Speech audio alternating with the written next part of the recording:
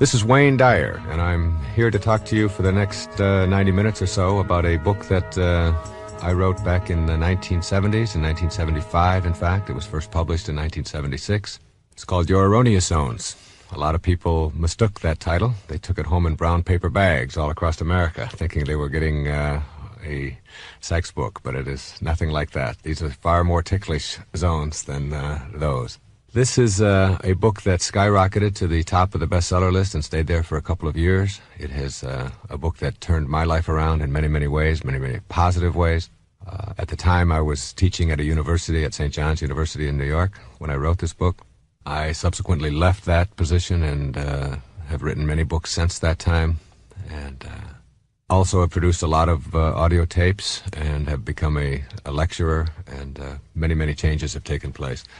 So many, many years after the publication of this book, I've been asked to do a audio tape about Your Erroneous Zones. It's an exciting prospect for me to go back into this book that has been so impactful in my life and in the lives of, estimated around the world, some 30 million copies of this book have been sold in all of the different foreign editions and the United States also. And the way to take a look at this book and look at the concepts that I was writing about back then is to understand the concept of what erroneous zones means. Your erroneous zones is obviously the key word in there is erroneous, and the word erroneous means error. And this is a book about the errors that people make in their lives as they go through their life and try to manage their own emotions. I think I've had more comments to me since this book was published about the one thing that seemed to be the most important to them as they read this book was that they learned that they had control over their own emotions. In writing this book and sitting down to write Erroneous Zones and talking about these concepts today, I think the most important thing that you can get out of this is to understand that you are a choice-making individual, and that all of the conditions that you find yourself in your life, all of the circumstances of your life, all of the emotional reactions that you have to all of the people and all of the things and events and so on that take place in your life are really choices. And that's a very difficult thing for a lot of people to get, because they're raised to believe that I can't help the way I feel. I have a right to be miserable when somebody treats me in a certain way. I can't help it. I've always been that way. It's just my nature. It's just the kind of person that I am. People use things like I'm Italian, or I'm from New York, or I just grew up in a family that always talked to each other like this, and I can't help myself. And these are the kinds of things that I really wanted to attack and eradicate from your thinking. That is, that you can't help the way that you are. You indeed are the product of all of the choices that you've made up until this moment. And if you do not like what your life is about, I'm always reminded of James Allen in As a Man Thinketh. He said that circumstances do not make a man, they reveal him. And the circumstances of your life truly reveal what kinds of choices that you have made up until now. Which means that in order to rid yourself of erroneous zones, or get past the negativity and the doubt and the judgment and the kinds of emotional reactions that get in your way, you have to put responsibility first and foremost on yourself. You have to rid yourself of the inclination to blame other people for what is wrong with you, to blame your circumstances, to look backwards in your life and look at your family and come up with all kinds of real nice explanations, but they really don't help you to get past these kinds of emotional reactions. So the way I want to go through this on the tape is to kind of wind my way through what I think of as the erroneous zones. The first major erroneous zones is what I call self-doubt. Again, erroneous meaning error, the ways that you process your life. You have one life to live. You have two parts to that life. One part of that life is your physiology, the physical body that you've shown up in, that you find yourself trapped in, that you can never escape while you're here. And you take it with you wherever you go. You can't leave the office in the morning and go home with a different body. You carry it around with you everywhere you go. And then there's the invisible part of you, the part of you that processes everything that you experience in your life. This is your mind, your consciousness, your soul, or whatever you want to call it. It doesn't matter what you label it. It's just understanding that that how you process and perceive yourself is determined not by what other people tell you, as much as you'd like to believe that, but in fact by how you have chosen to process yourself. And what you want to learn how to do right off the bat, at the very beginning, is to understand that disliking yourself or experiencing self-rejection or putting yourself down or finding fault with yourself or looking at your body and telling yourself all the things about it that you don't like. Like you may be too tall, you might tell yourself that you're too short, you might tell yourself that you're too heavy, that you're too light, that you're any number of things, and you can go through every organ in your body. And some people do this very thing and find all kinds of reasons why they don't like this, they don't like that, they don't like the size of their legs, they don't like the size of their breasts, they don't like the way their hair is, they don't like their eyes, they don't like their ears, their nose is too big. It's an endless. And this is like a burden that you place on yourself in your life, and it's something that you want to really begin to process in a different way. And a way to process it is to say, what do I get out of this? What's the point in me disliking myself or finding fault with myself? It's the only self I have. Instead of doing that and keeping myself miserable, what I'm going to do is look in the mirror and say to myself, this is the body that I have shown up in, for whatever reason, whether it was my plan, or whether it was God's plan, whether it was my parents' plan, whether it was a conspiracy, whatever, it is still the reality. And I am going to accept the reality of what I have shown up in and see it as my curriculum to a higher place. The body that you're in, whether it's in a wheelchair, whether it's blind, whether it's deaf, whether it's tall, whether it's short, or black, white, whatever it may be, it is still your curriculum. It's what you have to use to get to the highest place that you want to be in your life. So rejecting it is really rejecting your entire life curriculum. And you have to really look at the whole idea of, in our culture, it's almost, I think I have been asked the question on talk shows across America more about this particular subject than anything else. And the question is, isn't it selfish? Aren't you promoting selfishness? Aren't you telling people that they should love themselves and reject all other people and so on? And I'd like to put that to rest right here. The first thing you have to ask yourself is, what does it mean to be selfish?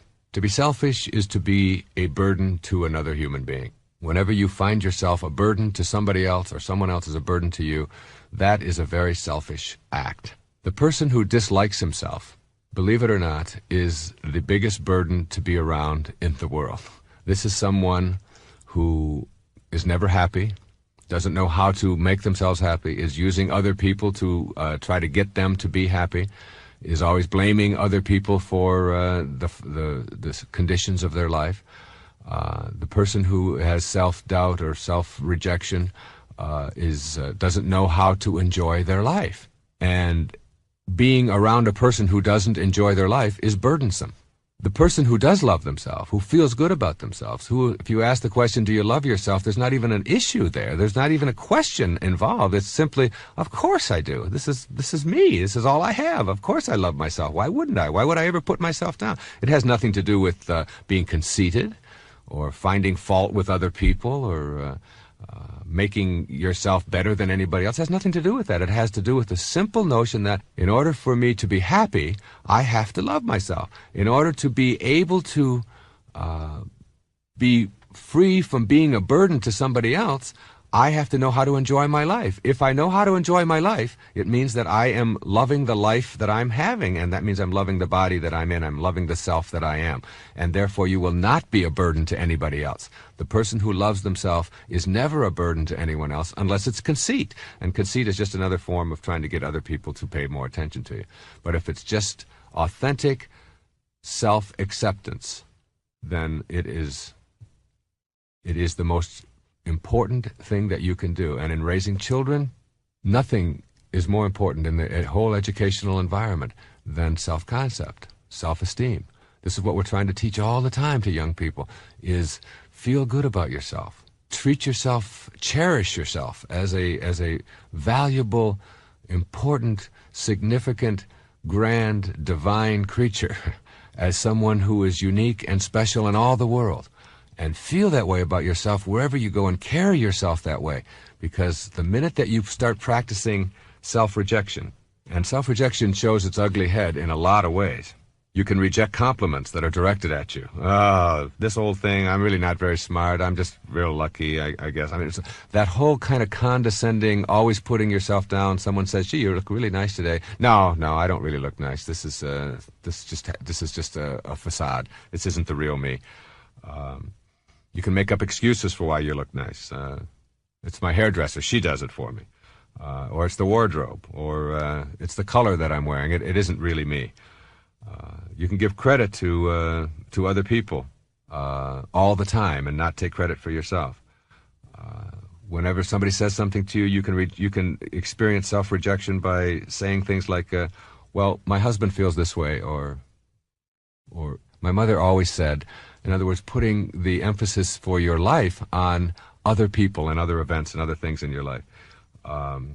You can always be verifying your opinions for other people. Like if someone says something to you, your response can be, "Well, isn't that right, George? George, tell him that this is what I mean." That's a form of self-rejection. You might be in a restaurant and refuse to order something that you want because you don't think that you're worth it. So you look for the cheapest thing on the menu. A very typical kind of self-rejecting kind of attitude. You cannot buy yourself something, even though you might have the money, because you don't think that you're worth it. I've seen many times on airplanes where someone will refuse to have a little glass of wine with their meal because they don't feel that they should spend $3 on themselves. So they put the $3 away and don't feel that they are important enough to have that. You can avoid indulgences and doing nice things for yourself, not because of finances here, but because you just don't feel that it's worth it. You certainly shouldn't have flowers around. I mean, you're not important enough to have flowers. Other people get flowers, but certainly not you. Anyway, these kinds of self-rejection attitudes start out very young in your life, and in fact, you may have been carrying them around for an entire lifetime.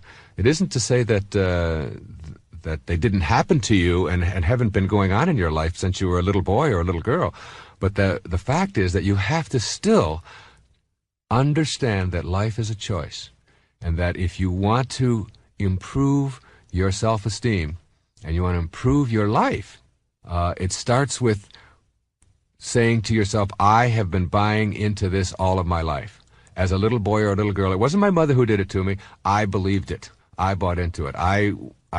They tried to convince me that I wasn't that important, and I accepted it.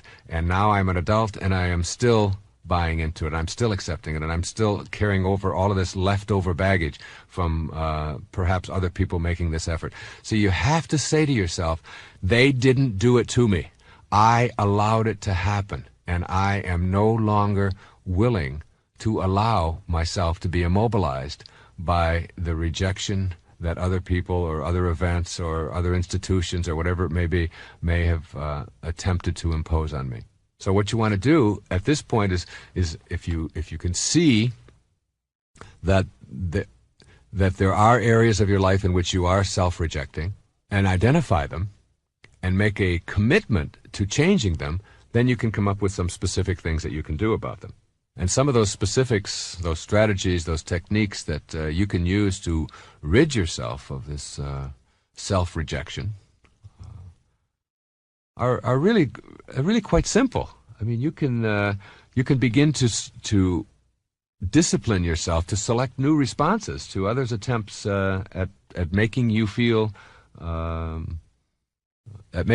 good. When someone says to you, "Gee, you look really nice today," you can practice, instead of that immediate self-rejecting kind of, "Oh, it really isn't me," or "This is my hairdresser," or whatever. You can just a very simple "thank you," or "It's nice to know that you appreciate me."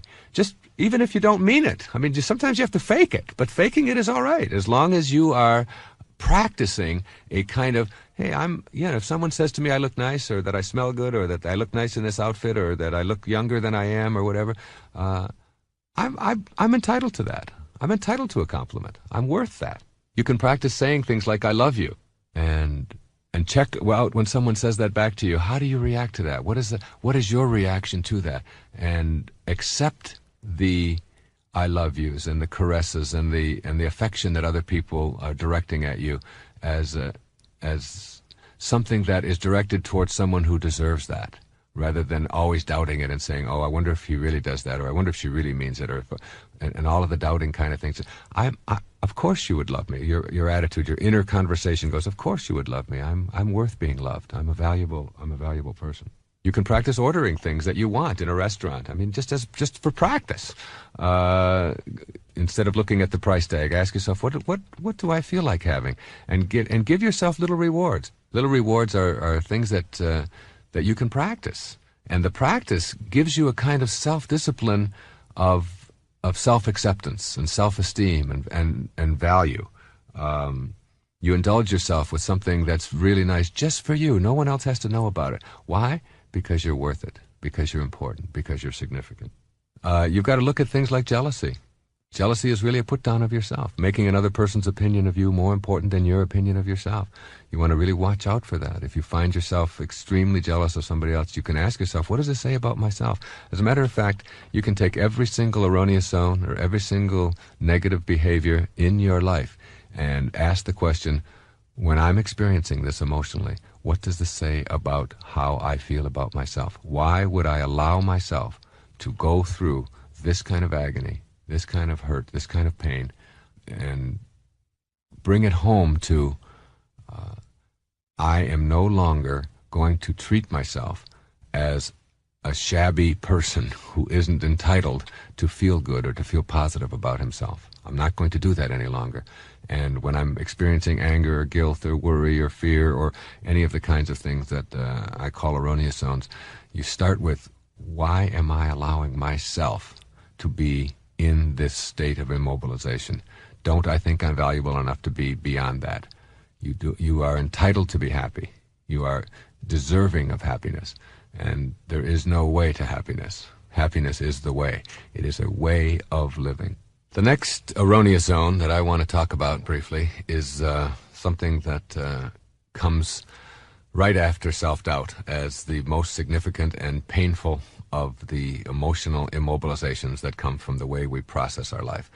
Approval seeking, looking for your value in the approval of others, making other people's opinions more important than your own opinion of yourself, which is exactly what you do every single time you find yourself upset, immobilized, depressed, out of sorts, even unhappy with the way someone else has treated you or behaved towards you. And if you are experiencing an inner kind of discontent as a result of what somebody else has said or done, what you're really saying in that moment is, what that person thinks of me is more important than what I think of myself.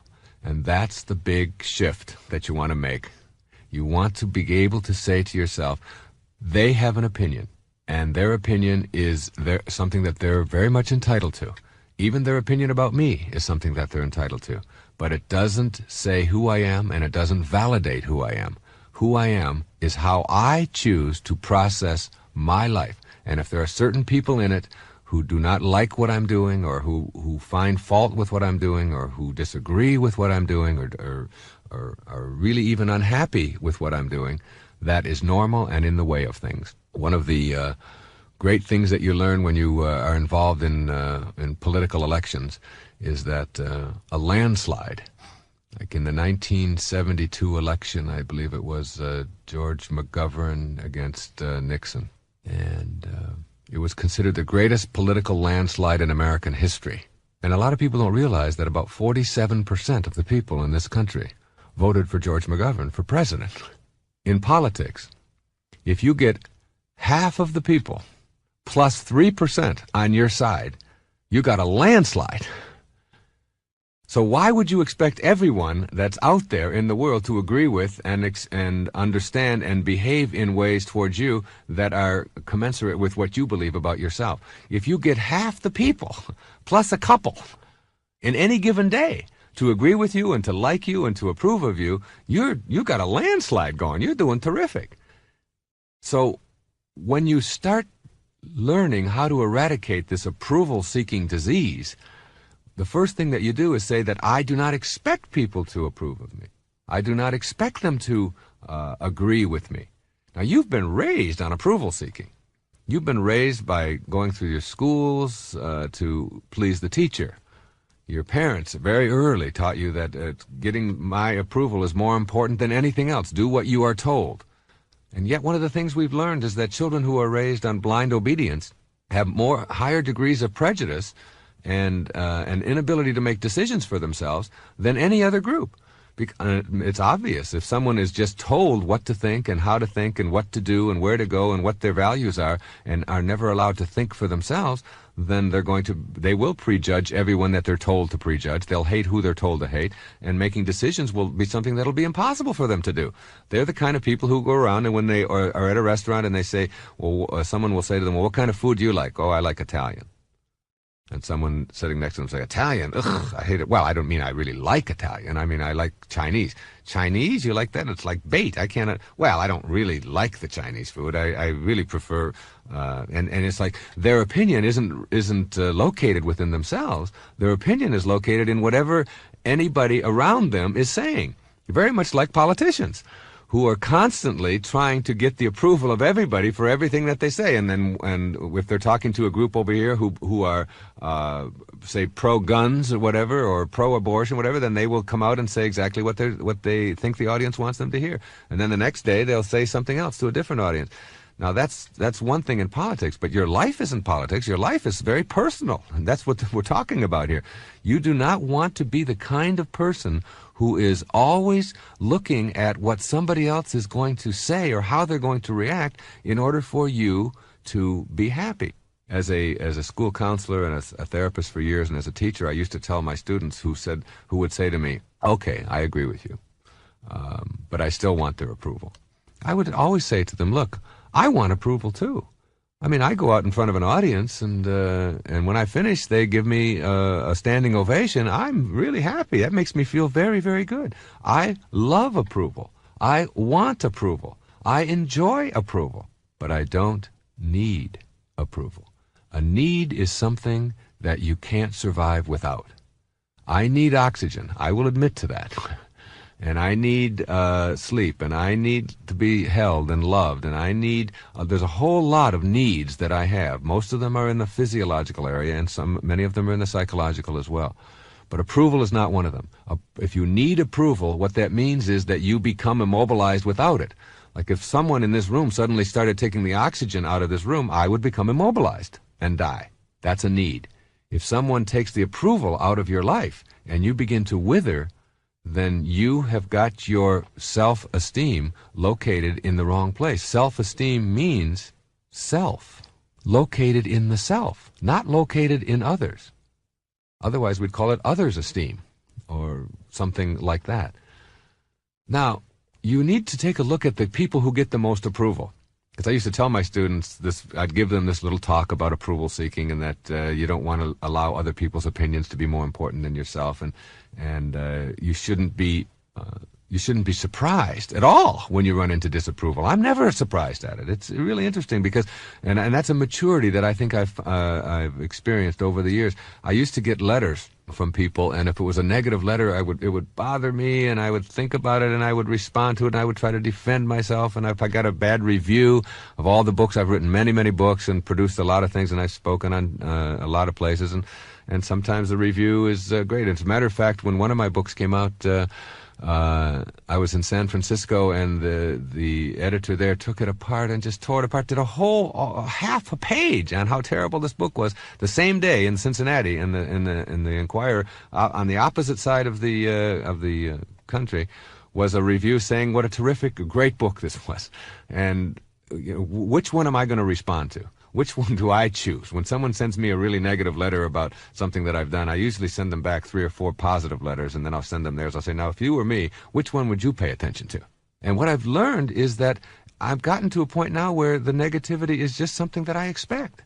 I'm not at all surprised by it. I know when I speak to an audience of several thousand people that there's going to be some who are not going to agree with and like what I'm saying, very much like what I'm saying right here in this tape right now. There will be people who will listen to this and they will find fault with it, and that's fine. And what I tell them is go out and produce your own tape and to go out and market it and sell it and see how you do with it. That's fine. There's room. This is a free world, and you've got the opportunity to do that very thing. What I don't do any longer with even the negative reviews is get myself immobilized or depressed by it.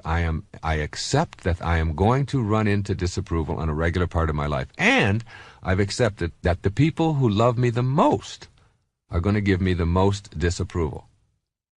Your parents, your brothers and sisters, your husband, your wife, your siblings, which is the same as your brothers and sisters, isn't it?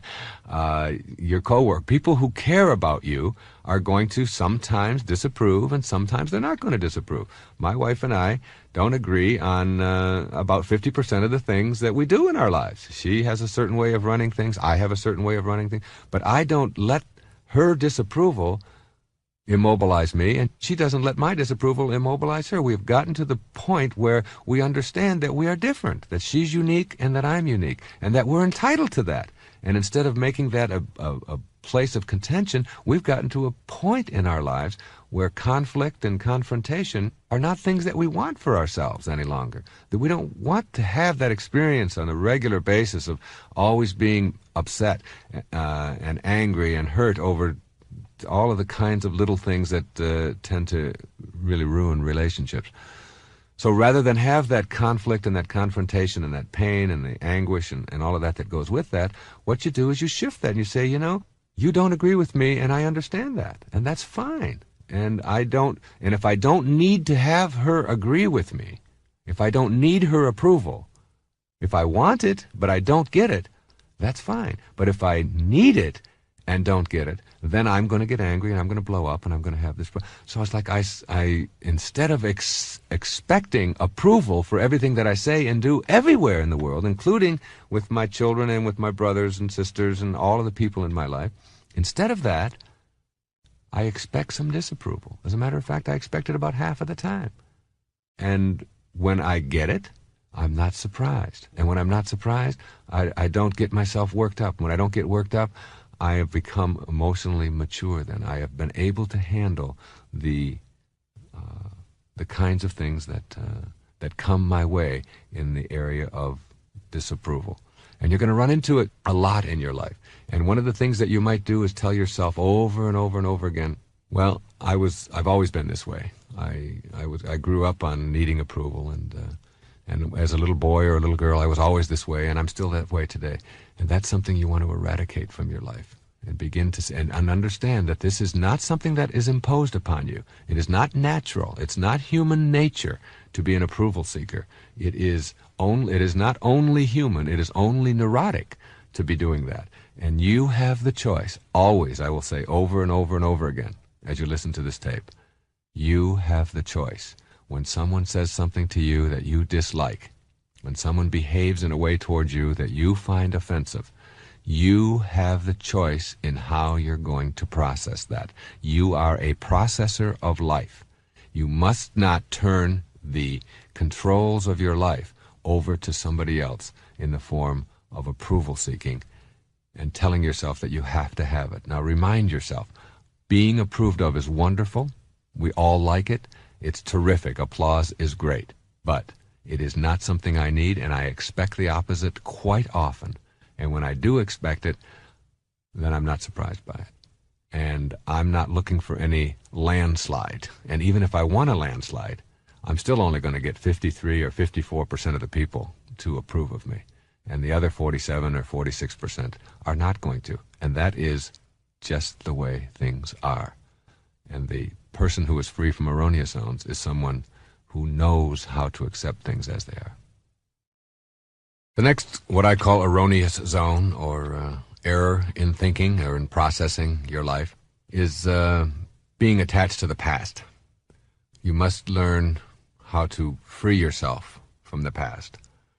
Now, I'm not saying that you should ignore all your traditions and you should ignore your past. I'm saying that being trapped by it today on what you think is something that you had to have in the past and no longer works for you is something that you can get rid of. Again, this is a way of processing. This is a way of thinking. It is thought that we're working on here. It isn't a list of techniques to go out and practice doing these things. It is new ways of thinking, new ways of processing, because your life is really how you think about it. As you think, so shall you be, are the most important words, I think, in ever written. 7 simple words. As you think, so shall you be. Your thoughts are what create your life. One of the traps that really immobilizes people is what I call the I'ms, attaching themselves to the past with these self-definitions, these labels that we place on ourselves, and we begin to believe the label. The great Danish theologian Søren Kierkegaard once said that once you label me, you negate me. And you have to remember that that a label is always something once removed from the actual process. Like you can't drink the word water, and you can't get wet from the formula H2O. And there's 1,110 different names for water on our planet. Some call it aqua, some call it ap. In Farsi, it's called ap. And there's Wasser, and you name it, in 1,110 different dialects and so on. There's all these words. And yet that label is not what it is. The only way you can know water is to experience it, to get in it, to drink it, to be involved in it, and there's the experience of it. And the same thing is true with these I'ms. When you put a label on yourself like I'm no good at math, or I'm lousy at spelling, or I'm deficient at languages or whatever, you've just put, I'm a slow learner. You've put a label on yourself. Now that isn't who you are. Who you are is how you think. What you think about is what expands in the world, and you are what you think about all day long. It is your thoughts that create your very life, and all of these definitions that you place on yourself are just things that keep you from being able to go out and do something about improving the quality of your life. Like if you put I call it the I'm circle. If you say something like, I'm shy, I've always been that way. That's my nature. It's just the kind of person I am. I can't help it. I've always been that way. And you hear these sentences over and over and over again. If you believe that, if that becomes who you are, if that label becomes your reality, then you're acting on that, the way of processing who you are. And if you say to yourself, I'm shy, and then you see yourself at a gathering, a social gathering, and you see a group of attractive people, then you'd like to go over and talk to them. And you say, I think I'll go over and talk to those people. You say, and then you start over there, and you're on your way over, and then you say, oh, wait, I can't do that. Why not? Well, because I'm shy. And there you go into this trap. You get yourself into this circle of neurosis in which you can never escape, because you are living by the label. As soon as you put the label on yourself, you are no longer willing to do what it takes to overcome this thing that you have imposed upon yourself. You're not born with shy genes. You're not. It isn't something that anybody imposes on you or injects you with. It is a choice. You may not know any other choice, but it is still something that you have elected to do. And until you rid yourself of the label that you may have been carrying around all of your life, and then we begin to practice new ways of being. And what you do is, instead of saying, I'm shy, you say, up until this moment, I've always elected shy behaviors. But today, in this moment, I am going to elect a non-shy behavior. I'm going to try something different. I'm not going to live by the label that I've imposed on myself. And these labels can include things like I'm not good at sports, I'm clumsy, I've never been able to do things. And you see people who say I'm clumsy or I'm not good at sports, and then you say to them, well, come on, let's go out and shoot some baskets. They say, oh, that'd be great. And then halfway out they say, oh, no, I can't do that. And well, why not? Well, I'm just no good at that sort of thing. And as if you get good at that by putting a label on yourself and then sitting on the couch and becoming a couch potato. You get good at anything by ridding yourself first of the label and processing yourself in a new way. And that new way is to say, I can do anything. I can become anything I want. I have always believed that about myself in my life. A lot of people say, well, if you're a writer, you can't be a good speaker because, a writer is someone who is much more introverted and they keep all their things within them, and a speaker is much more extroverted, and those two don't mesh. But I believe you can excel in those areas. I believe you can be a poet, and you can also be an athlete. And you can be very, very good at athletics and enjoy that as a very much a part of your life. And you can also be very gentle, and you can enjoy flowers, and you can enjoy little children, and you can also enjoy a boxing match, and you can enjoy sweating, and you can enjoy putting on a tuxedo. Your life can be whatever you choose it, but you first have to rid yourself of these self-defeating I'ms. I'm shy, I'm clumsy, I'm unattractive, I'm ugly, I'm big-boned. I love that one. I'm not organized. You know, people just say things like this as if this is why their life is in disarray. I'm just disorganized, like they inherited disorganized genes. Their genes are all over the place. Their genetics. You know, there's some in the living room, some in the bedroom, some are in California, some are in Florida, some are in Germany, and they're just all disorganized. And I'm a disorganized person, as if that isn't a choice. To be disorganized is to say I make disorganized choices, and you're listening to someone who does that. But and every now and then I'll say to myself, well, I just don't like all of these details, and I hate keeping receipts, and I resent the IRS for making me keep all of these things, and it's just not the kind of person I am. And then I get a hold of myself, and I remind myself, I have chosen to be disorganized. And if I don't want to pay additional taxes, if I don't want to keep receipts, that's fine. I can just give them all of my money, and that's no problem. Or I can make the choice to, and so what I did with that, instead of telling myself constantly that I'm disorganized and resenting it, one day I just decided that I would handle my receipt problem like this. And I took 12 boxes, and I put them in my office and on the floor, and I just labeled them. Postage, printing, utilities, travel, the 12 or 13 categories or whatever it is. And every time I get a receipt, instead of sticking it in something then at the end of the year resenting having to go through it and all that, I just throw it in one of those little boxes. And then I hired somebody to go through those little boxes and put it all together and take care of it for me. So I still don't have to fool myself into believing that this is something that I enjoy doing. Isn't this terrific? I just simply say, in order to be as happy and effective as I can be, this is a solution. This is a way of dealing with that. And you get people saying things like, I'm forgetful. I can never remember anybody's name. It's just somebody introduces me to someone, and then I've forgotten their name in the next moment. Well, that's a choice. That isn't something that happens because you've got some kind of deficiency in your brain or in your memory. It's because you have not paid attention to that kind of thing. And instead of putting a label on yourself of I'm forgetful and that gets in my way, if it does get in your way and you don't like it about yourself, what you want to do is shift that, transfer that to I am going to change that about myself. Then today, the first 3 people that I'm introduced to, I'm going to repeat their name over and over again in my mind, and I'm going to come up with some kind of an image in my mind so that I will not forget this person's name. And lo and behold, you have shifted an I'm from I'm forgetful to I'm really good at remembering. And you now have a whole new way of processing your life.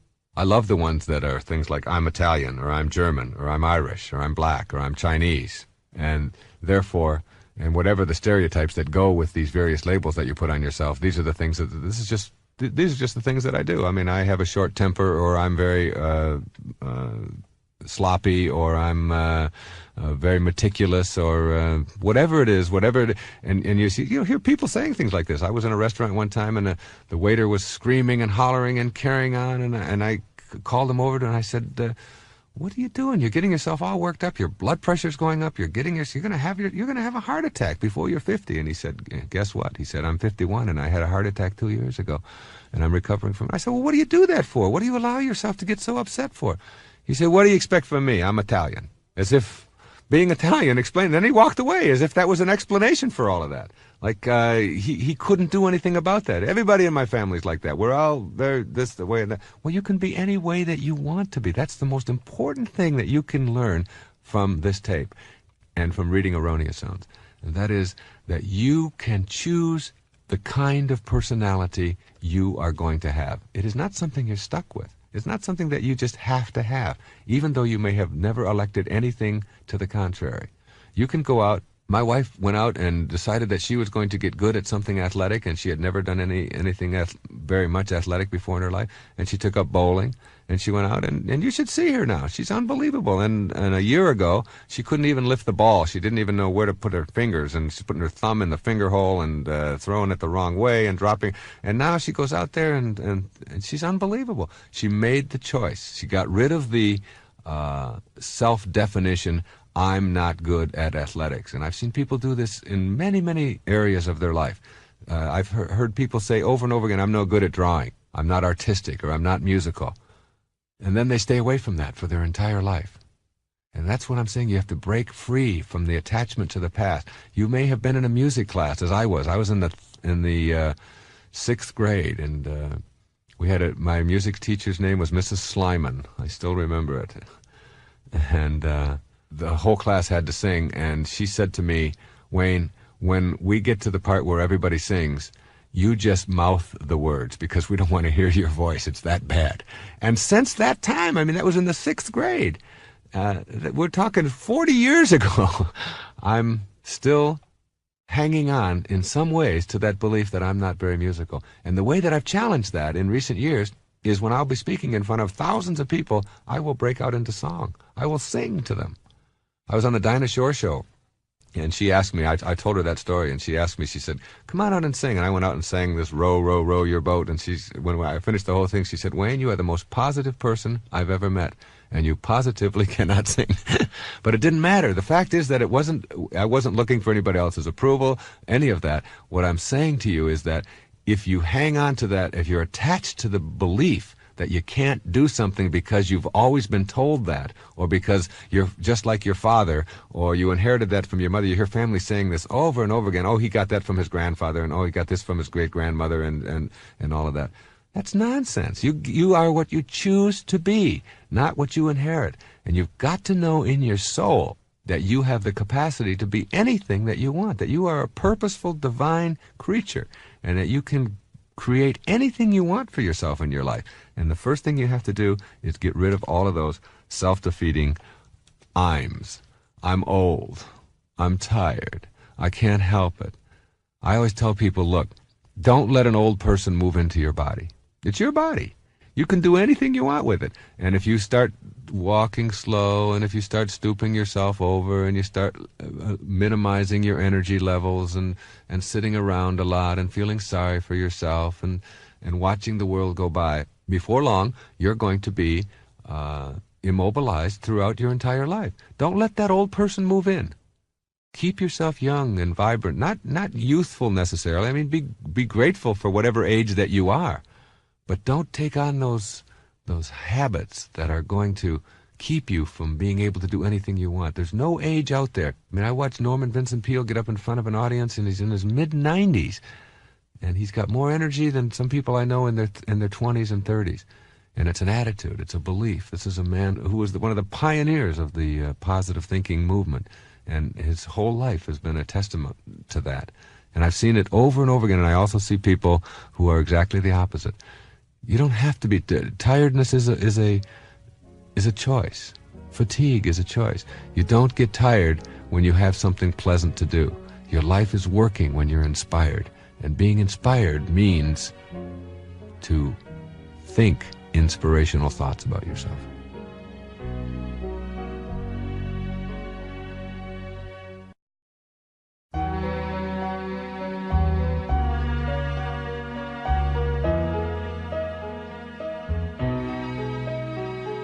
A major category of erroneous zones, one that immobilizes people all over the world, is this whole business of guilt and worry.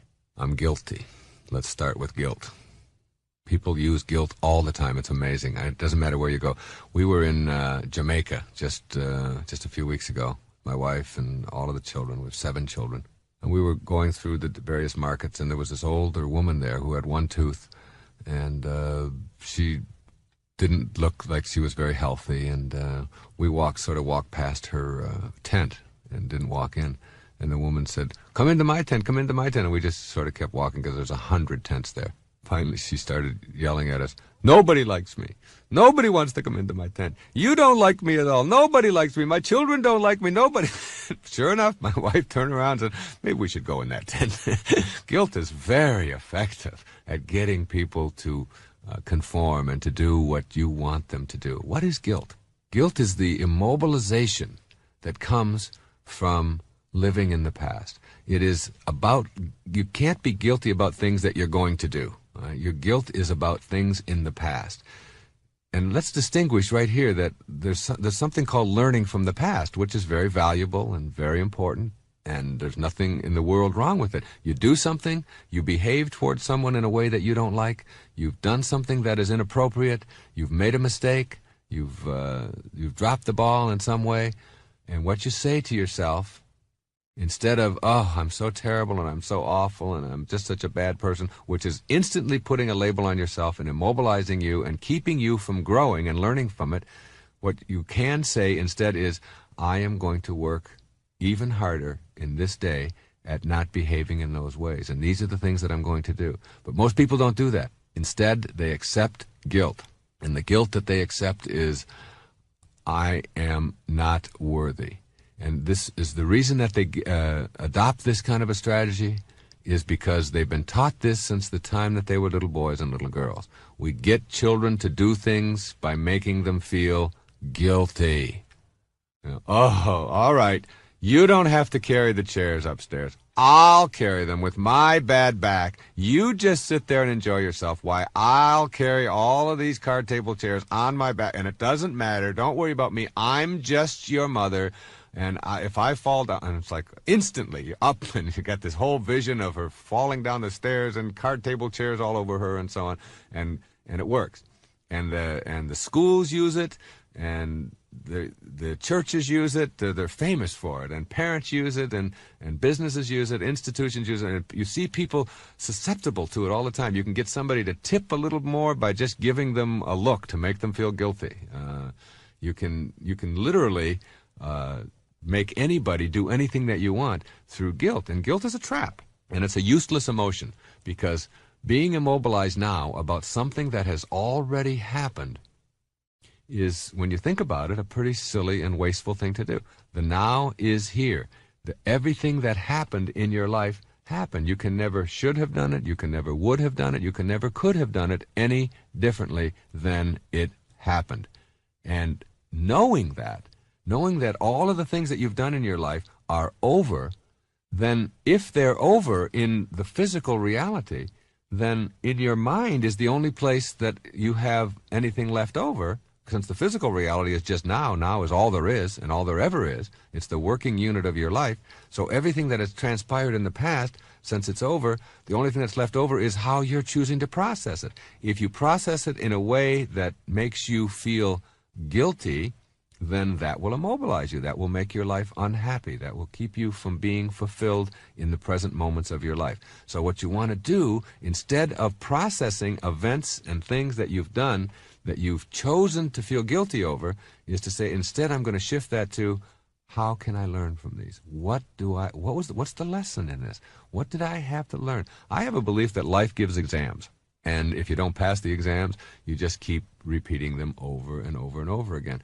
And a lot of people use this guilt trip. Their whole life becomes this enormous trip of guilt.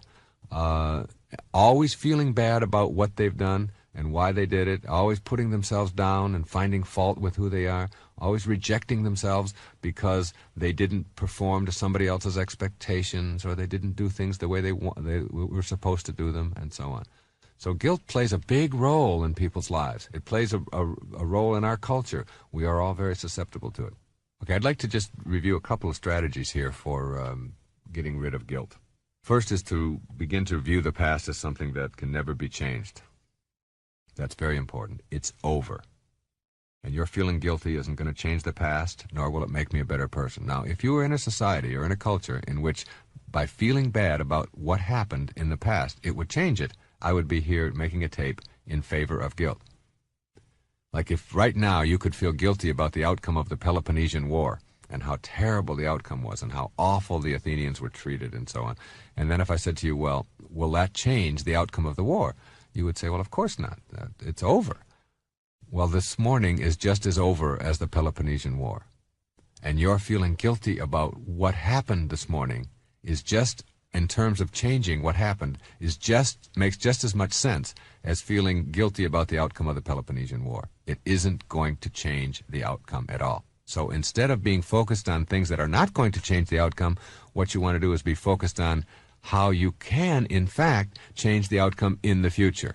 And guilt keeps you from changing the outcome in the future. That's what you have to understand about guilt.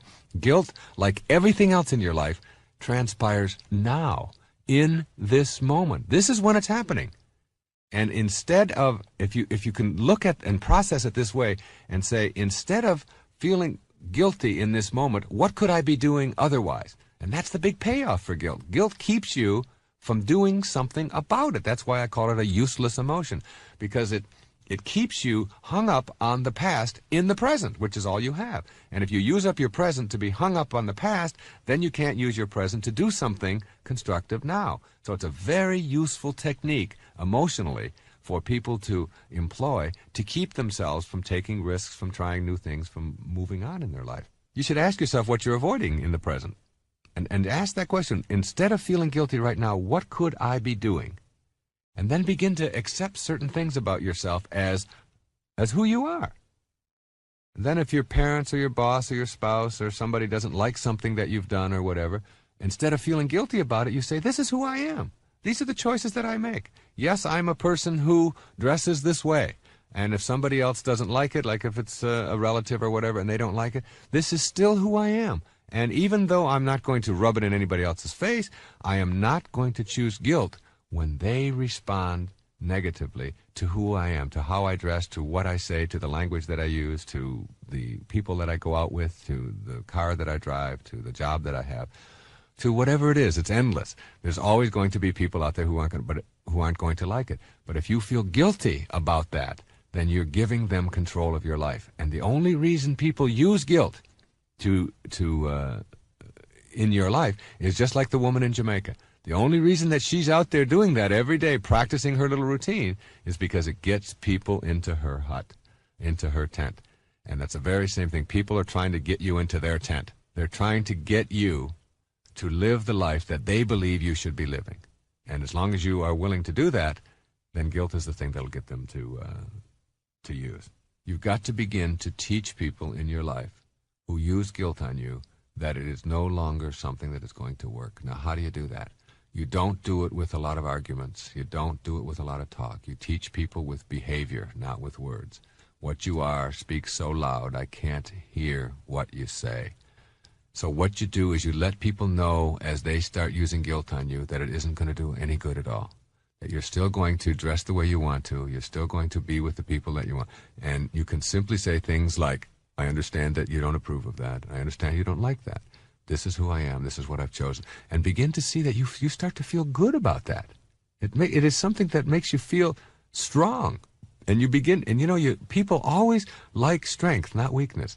And that's true about ourselves as well. We like ourselves when we're strong, when we resist an addiction, when we resist doing something that we know is self-defeating. When we stand up to someone that is difficult for us to stand up to, even though it may be painful at the moment, we like ourselves better when we do that. And that's what you have to do. You have to teach people who use guilt on you that it no longer applies in your life. Now, the opposite of these useless emotions is worry. And the reason I say opposite is because worry is using up the present moment to be immobilized about something that's going to happen. You don't worry about the past. You feel guilty about the past. Guilt is about the past in the present. Worry is about the future in the present. Remember, everything is experienced now, in the present moment. And again, the payoff for worry is, what could I be doing in this moment if I weren't worrying? And then you say, well, my worry is keeping me from doing these things, taking this action, changing this behavior, moving on in a new direction, getting out of that relationship, whatever. Now, people worry about everything. People worry about their health. People worry about their children. They worry about dying. They worry about their job and the economy and having a heart attack and security and everybody else's happiness. And am I doing the right thing? And the prices and whether the economy is going to collapse, and accidents, and what if I have one, and what do other people think about me, and my weight, and my money, and my car breaking down, and my bills, and my parents maybe getting sick, or getting into heaven, or what if there's no God, or the weather, or getting old, or flying, or my daughter's virginity, or talking in front of groups, or going into the city. And even the most neurotic of all is, worrying about having nothing to worry about, which I've had people do.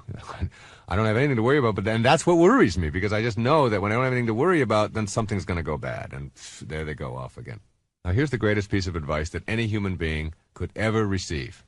I know that sounds a little bit on the conceited side, but it is the most important advice that you could ever get about worry. Listen carefully.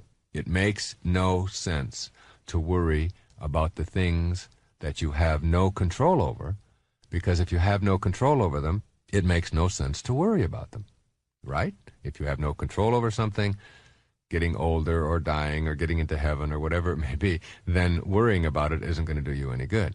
So it makes no sense to worry about the things you have no control over, because if you have no control over them, it makes no sense to worry about them.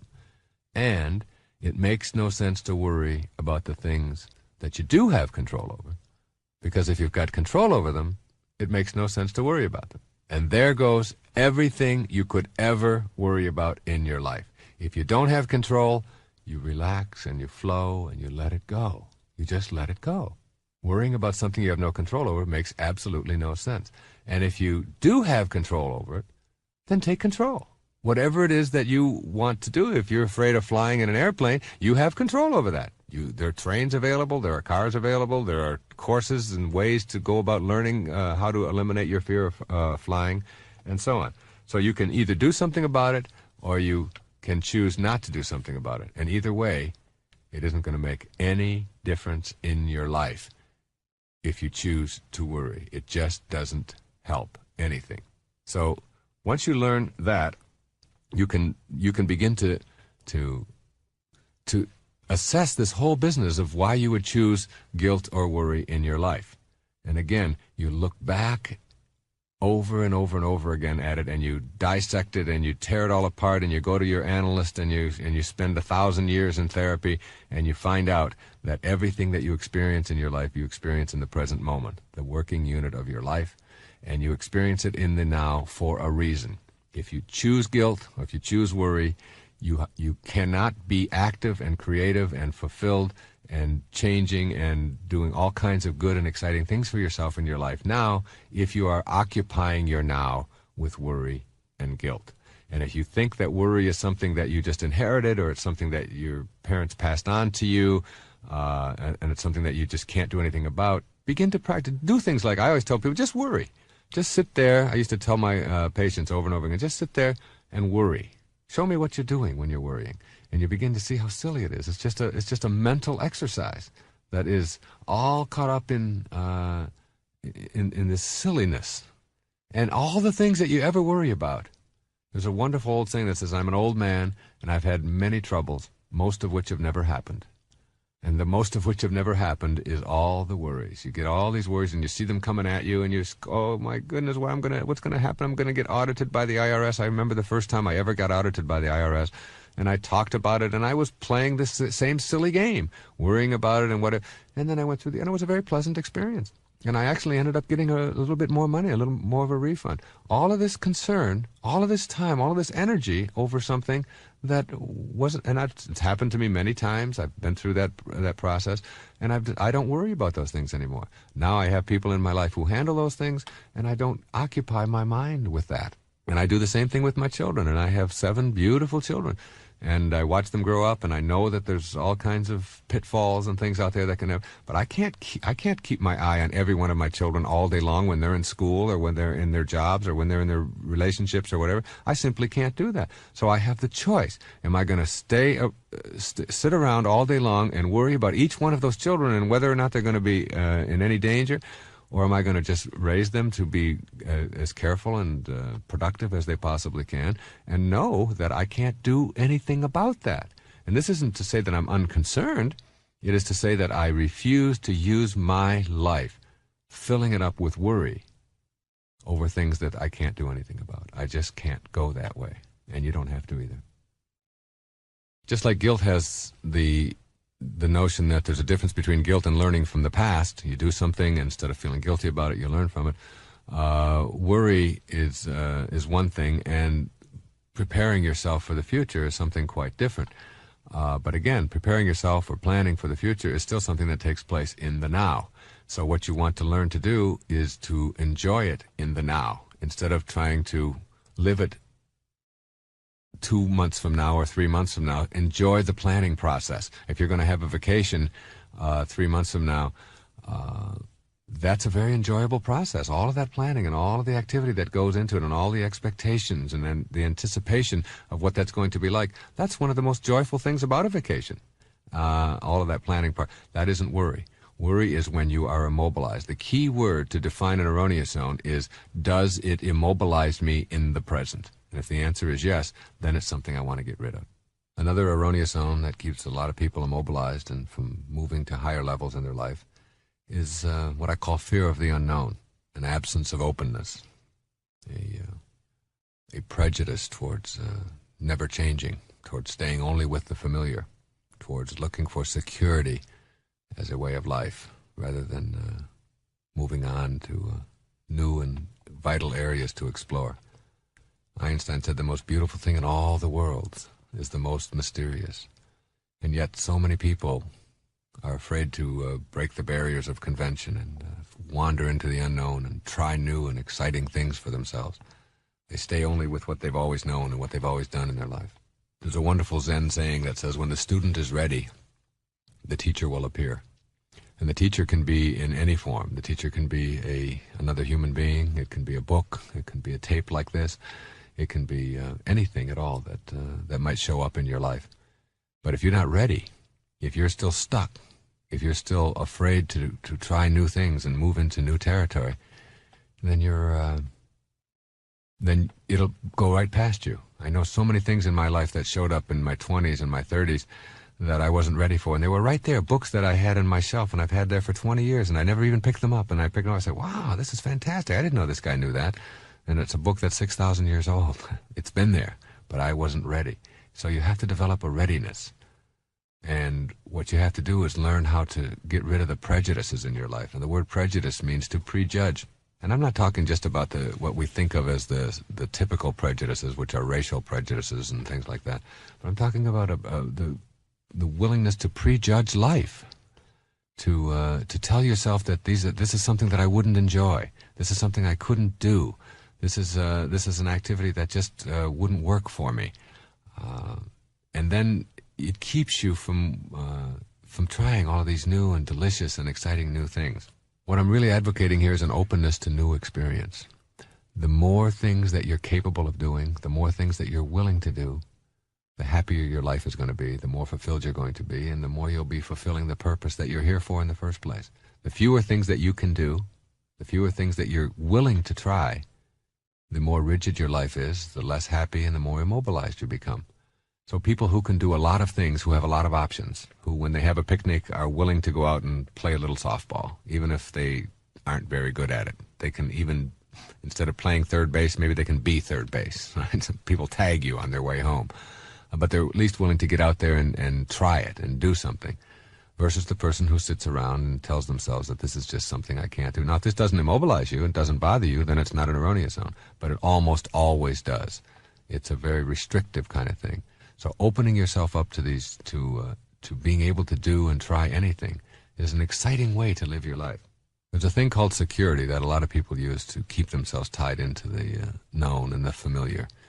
And they really have this belief that there's security, that if you do things a certain way and follow the rules that have been prescribed for you and laid down for you from the time that you were a little child, that you'll have security if you save a certain amount of your money and if you go to work a lot and you do.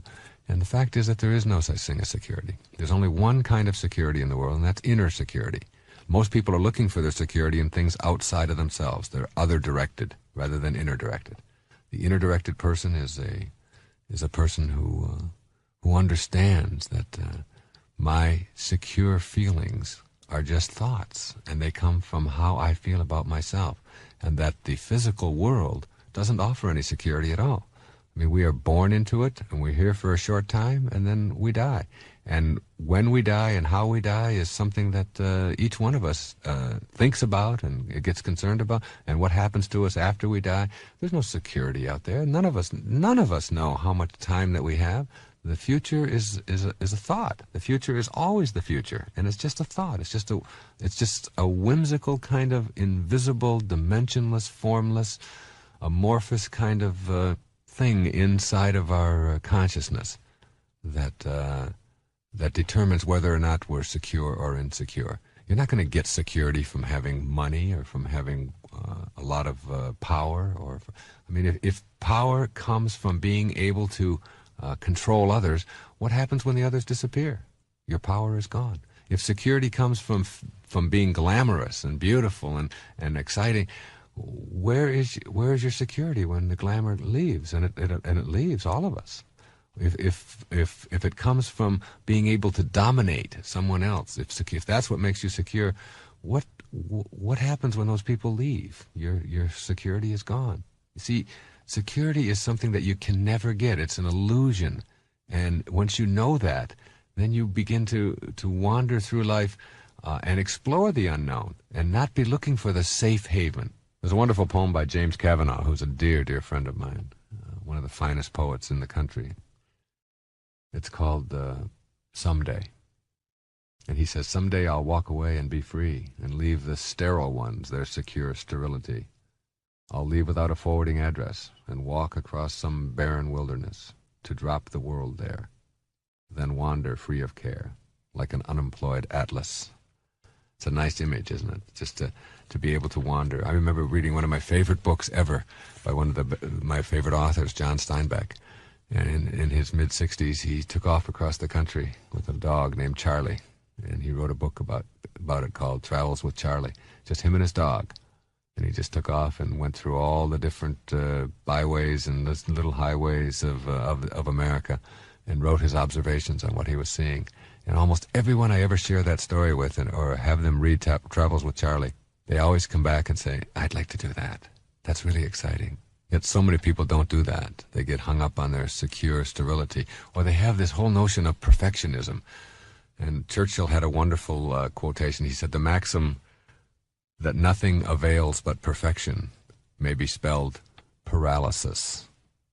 Because if you believe that things have to be perfect and you have to do things in a certain way and you can't do them any other way, then you become paralyzed. If you believed in imperfection and that it can never be perfect, then you're going to be paralyzed all your life.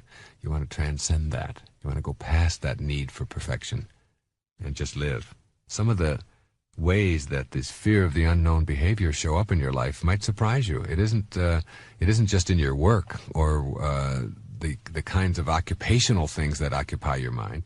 It's in all areas of your life. You see people who will eat the same kinds of foods and won't ever go to another kind of restaurant, and they'll always have their meat done a certain way, and they will never try. I was shocked at my grandmother, who was in her 90s, and she had never had Chinese food. In her 90s, I couldn't believe that, and I said, "Grandma, you mean to tell me?" What she said, I just never. It always looked kind of funny to me, and I never tried it. And I thought, as much as I loved her, I thought, what a strange thing for her to go through her whole life. She had also never had spaghetti. In 90 years, never ate spaghetti. It was, and when you went to my grandmother's house, the food was always cooked in a certain way, and it was fine. It wasn't immobilizing to her, but for me, that would be something that I would feel very limited by. I want to try it all. I want to try kibbeh, and I want to try raw fish, and I want to try Japanese and Chinese food and Lebanese food, and you name it. And it broadens your perspective. It makes your life more exquisite and more beautiful and more loving and more happy. Wearing the same kind of clothes. Some people won't try anything that's just a little bit. Oh, that's not me. I can't wear anything that isn't exactly the mode that I've been told that I'm supposed to fit in. And I say to people, give it a try. Wear something that you've never worn before. It's a wonderful feeling to know that you're capable of doing it, even if it isn't. I came home one day with my little children, my 5-year-old, whatever, and I had on a pair of strange madras shorts and a funny little shirt that hung over my back and it didn't button up the way it was supposed to. And I walked in, and my 5-year-old daughter said, "Where did you get those weird clothes?" And I thought, that's kind of nice. She gets to see Daddy do something a little bit different now and then. Some people read the same magazines and the same newspapers for their whole lifetime, and the same political opinions. They hear them over and over endlessly and never think to themselves about maybe reading the opposite point of view. As a matter of fact, they've done studies on this where they'll follow a person's eyes when they're reading an editorial. They'll look, and as they get to the point in the editorial where everything agrees with them, their eyes keep reading. And then they come to a point where right in the middle of the editorial, the experimenters interjected a contrary opinion, and their eyes shifted to another part of the page. It's like a consciousness, a subconscious kind of shifting. I won't let in any opinion that doesn't conform to what I believe, and that's very stereotypical, and it's very prejudiced, and it's very limiting and rigid, and it keeps you from being able to expand in your life. You might see only the same kind of movies all your life. You might live in only the same neighborhood, in the same place, in the same area, and never take a chance. Maybe a job opportunity comes along in another part of the country, or maybe overseas, and instead of saying, yeah, you know, we'll try that. I don't know what's going to happen. I'm not sure, but I'm going to do it anyway. And it's interesting, most people go through their whole lives and don't take these opportunities, and then they get very close to death. Something will happen. They might have a heart attack, or they might have an accident of some kind, and they almost stare death right in the face.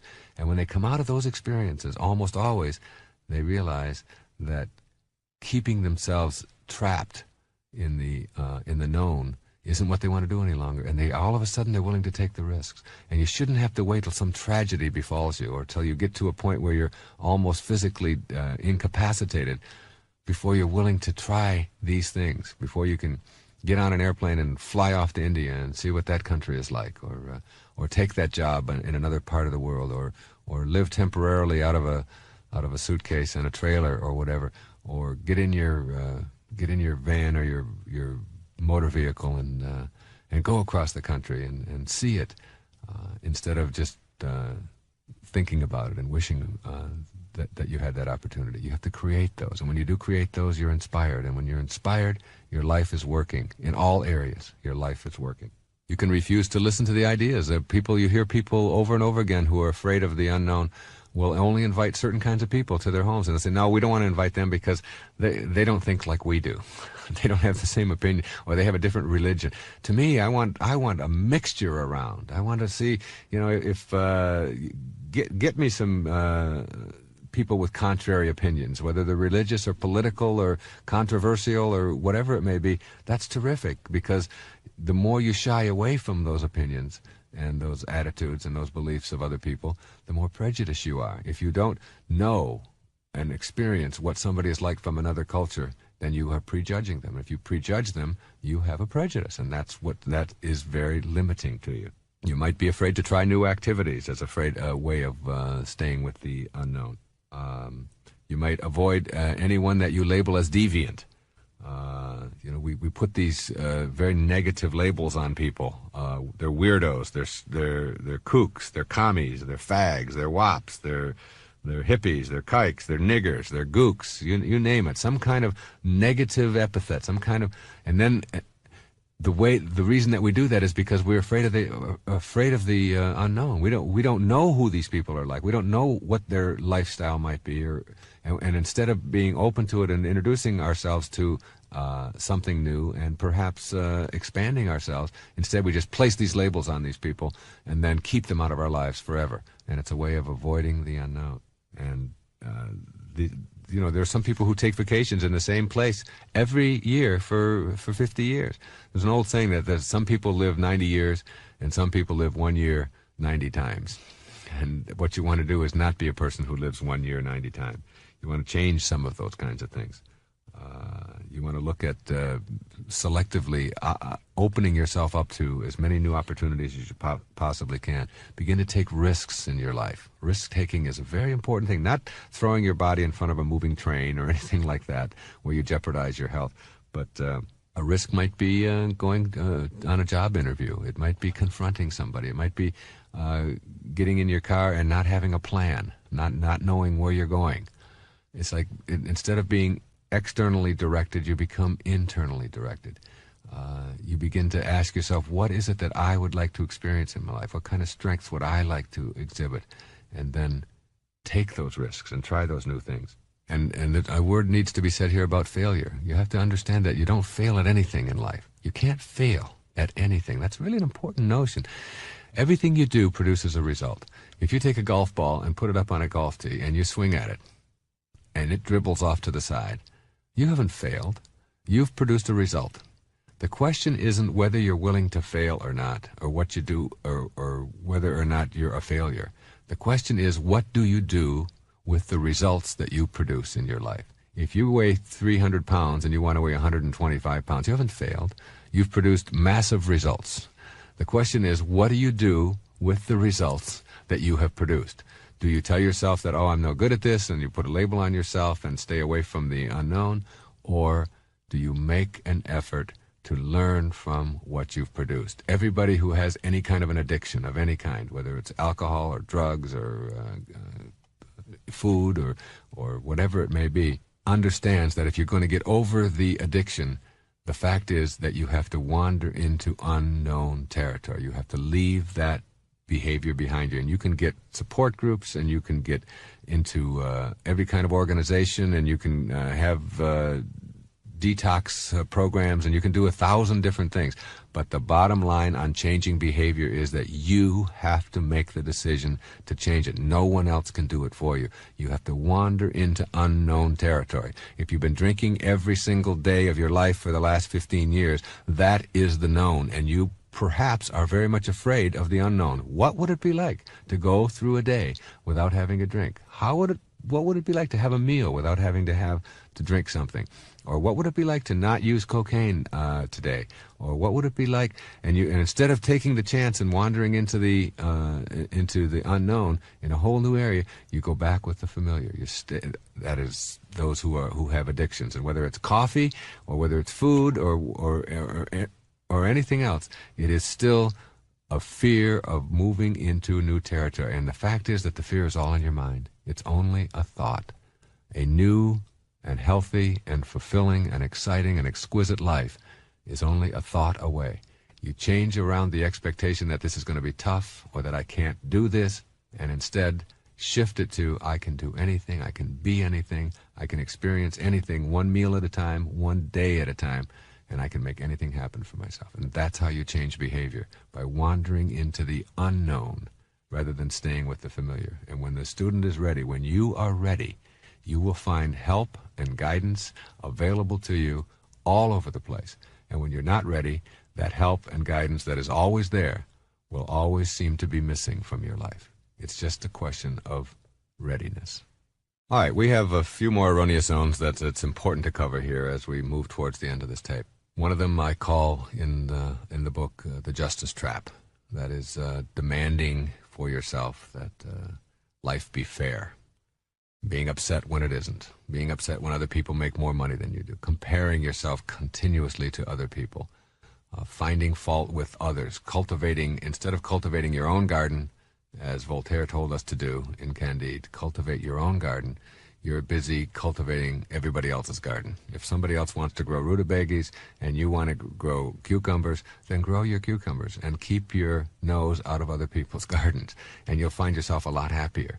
So don't be looking for fairness or justice or everything being exactly equal. If you want to get ahead in life and make your life all that you know you can make of it, then you've got to simply say to yourself, why am I choosing not to do that?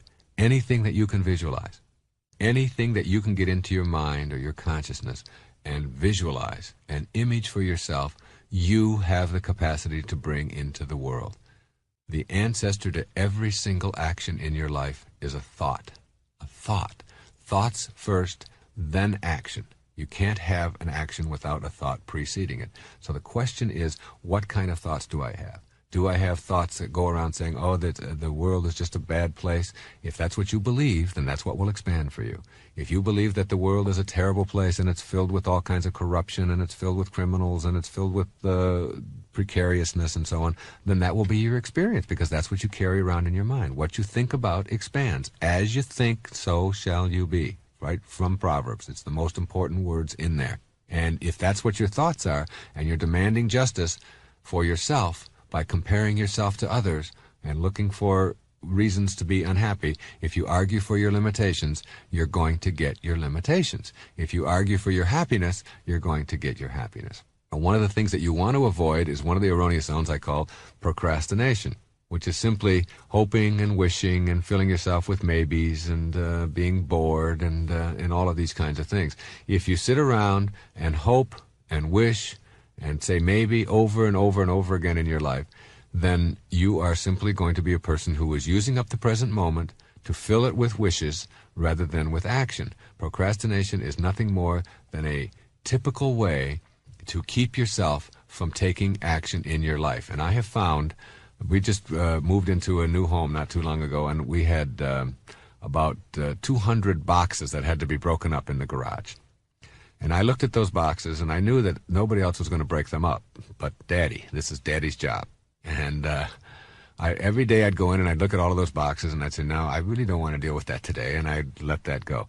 And then came the time when just a few days ago, when I went out there and I said, I'm just going to break up 5. I'll just do 5, and then if I do 5 every day for the next 3 weeks, I'll have them all broken up, and then I'll call the moving, and they'll come and pick them up. Well, that's the key to eliminating procrastination, because as soon as I did 5, I said, well, I can do 5 more. And I came in about an hour and a half later, and I had the entire job done. I have found that to be true with virtually everything in my life. If I can put it off and put it off and put it off, but just do one sentence, and you got your letter written. Just sit down, and instead of telling yourself, I've got to write this long, long letter to my mother and I haven't written in a long time, you don't do that. You say, I think I'll just write 1 paragraph to her today. And then all of a sudden, the whole thing is done.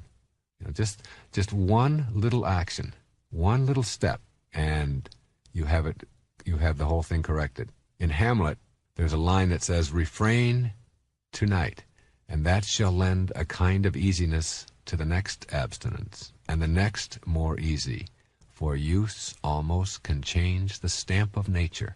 That's so beautiful. For use almost can change the stamp of nature. You can change your very nature by just refraining, by just doing something in the moment. So whatever it is right now, as soon as this tape is over, and it'll be over in just a few minutes, as soon as it's over, whatever it is that you've been procrastinating about or thinking about doing but haven't gotten around to do it, just do an opening on it. Just start it. And you'll find that that simple little act is what gets you going. And it's always, and where does that come from? It doesn't come from acting. It comes from thinking. Thinking makes it so. So rid your life of hoping and wishing and saying maybe and all of those kinds of things, and instead move beyond that and say, anything I can visualize in my mind, if I can get it there and hold it there, I can act upon it. So I will act upon it in the now, in the working unit of your life, now, today, this moment. Anger is another erroneous zone that is very important to deal with. It's something that I think a lot about because there's so much of it in the world. It's the cause of almost all international crises. It's the cause of family breakups and so on. And a lot of people think that anger is just something that happens. And anger isn't. You don't have anger genes. You have choices. There's no anger in the world.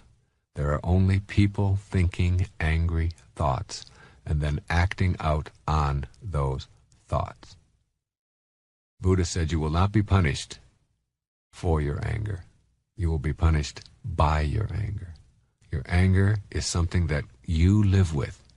And when you use it on somebody else or abuse somebody else with that anger and act out on it, you are carrying around the seeds of your own destruction and the destruction of others. You must know that it starts with your processing. You see an event in the world take place. You see your children do something that you don't want them to do. Someone cuts you off on the freeway or whatever. And it isn't the act that makes you angry. It's how you process the act. Always keep in mind that if you didn't know about it, then it couldn't upset you. It couldn't make you angry. So the fact is, it's your knowing. Somehow your knowing is connected to your anger. And that knowing is your processing of it. I mean, your children could all day long be failing biology and be skipping school and everything else. And if you don't know about it, you can't get angry. Now someone tells you about it and you're angry. The event didn't cause you to be angry. If the event caused you to be angry, then you would have been angry long before you knew about it because they've been doing this for 6 months. It is your processing of it.